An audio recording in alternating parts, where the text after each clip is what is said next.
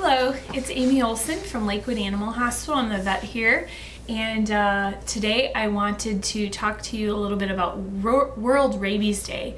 World Rabies Day is today, the 28th of September, and the reason I wanted to talk to you about it is I actually had something emailed to me, and I thought, I knew a lot about rabies in this country, and I did not realize how much rabies affects people in other countries. So I thought I would share some interesting things. About 55,000 people every year die of rabies, humans. Of course, most of these people are in Africa and Asia, not around here. And in those countries, it's almost always from dog bites, very high prevalence of rabies in dogs.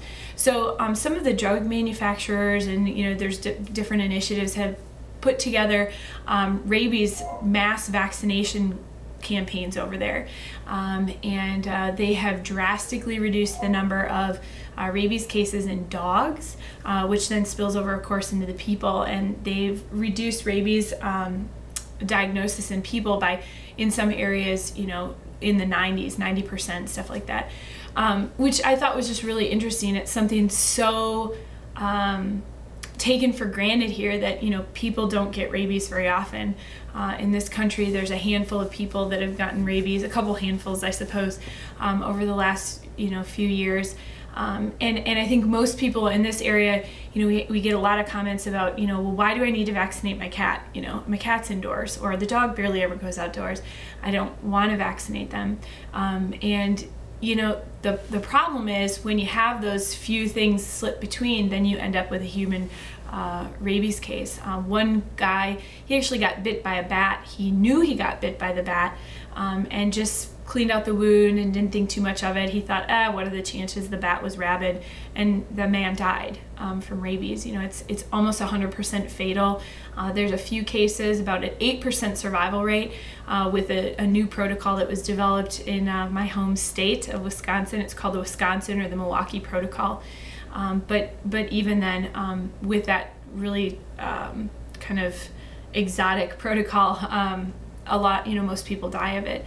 So anyways, I just thought, it was an interesting thing. You can Google it and you can read a lot about rabies in other countries and rabies here in our country. It's most likely to be spread by skunks, raccoons, and bats, and it kind of depends on which area of the country you're in, what's the most prevalent, but those are sort of the vectors for the most part. However, we had a case not too long, a couple of years ago, I guess, in Fredericksburg, where a woman picked up a cat from the side of the road, Good Samaritan. She just wanted to help the cat. It must have gotten hit by a car, and the woman got bit. So luckily the veterinarian in charge of seeing the cat sent the cat for rabies testing after it succumbed from the injuries and everything, and that cat was rabid, so that Good Samaritan actually had to get rabies vaccinated, post-exposure shots, and she survived and she's fine.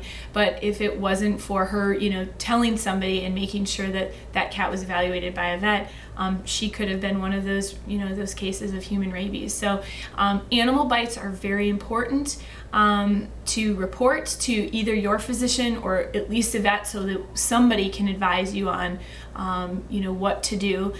Certainly we don't want to take responsibility for human stuff, but if you call your vet, if you've been injured by an animal, we can often kind of give you advice as far as the vaccination status of the animal, what would make most sense, and who to go to as far as the health department or your physician. It's just very important to follow up with all animal bites, and that's why it's really just very important to keep all of our pets vaccinated. So if they do get access to somebody outdoors, or those weird fluky things where a bat flies in, your family and you're protected. So anyways, look it up if you want.